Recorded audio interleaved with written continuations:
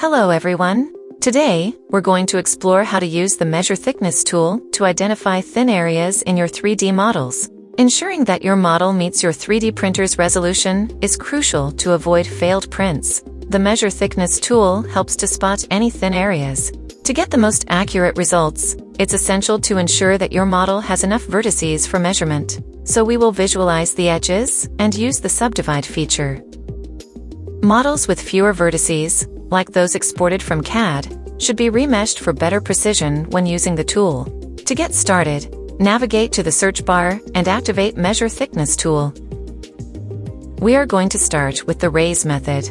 This method shoots rays from the surface of your model and measures the distance between opposite sides. It's a fast and efficient approach for simple geometries. Set the required thickness for your 3D printer in the enough thickness parameter.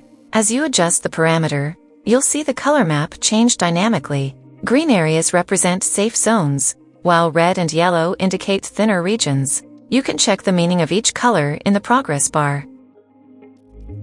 Now, let's switch to the newly introduced spheres method. This calculates thickness by finding the largest sphere that can fit between two surfaces, which is particularly useful for complex models with internal structures. The spheres method provides a more accurate representation for internal geometries, making sure that even the most detailed areas of your model meet the necessary specifications. You can also use the tool's quick features.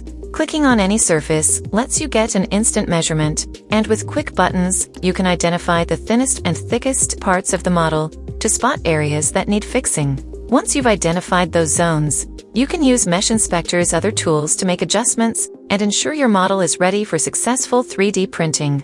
Thanks for watching. If you have any questions, feel free to contact us at support@meshinspector.com. Don't forget to subscribe for more tutorials and updates.